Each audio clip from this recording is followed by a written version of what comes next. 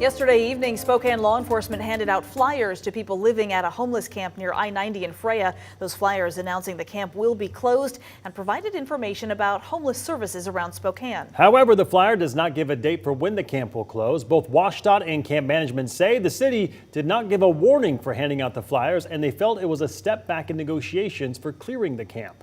KREM 2's Janelle Finch has more on what happened today. Service providers here at the camp are disappointed in how city and county law enforcement are distributing this information. They say officials are doing more to scare campers than they are to help them.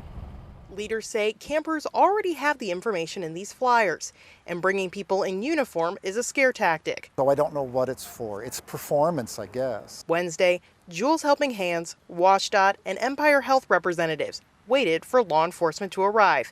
While Tuesday's visit was more of a surprise to campers, Wednesday, agencies were prepared. Officers came in with more flyers stating the camp would be closing and campers need to prepare next steps. But owner of the land, WashDOT, says it's not buying what the city and county are selling. Well, this is nothing more than a show of force at this point. It's intimidation, and it's just plain wrong.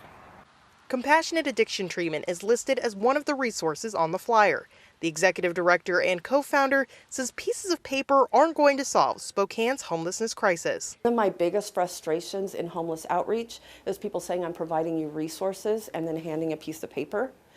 When you're experiencing homelessness and someone says, here's a piece of paper with phone numbers and addresses, go get help. How are you supposed to do all that while homeless? And so here we are providing the resources in a relevant way at Camp Hope.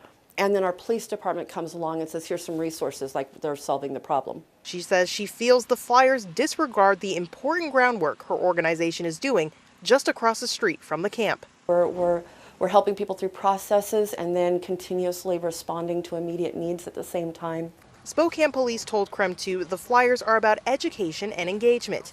And this may not be the last time the camp sees police. SPD says it will continue to have a presence with additional flyers as the community looks to the end of the camp. I guess we'll find out tomorrow. I mean, this is really, it's just very frustrating. But one thing the attorney representing Jules Helping Hands against the sheriff's camp swipe says we can expect is that this case will be presented in front of a judge. Any more hearings on good faith, it's obvious that we have to go to court and have a judge tell them how to behave. Again, these flyers do not say when the camp is set to close. We've reached out multiple times to the Spokane County Sheriff's Office for more information on the timeline, and we still have yet to receive a response. In Spokane, Janelle Finch, KREM 2 News.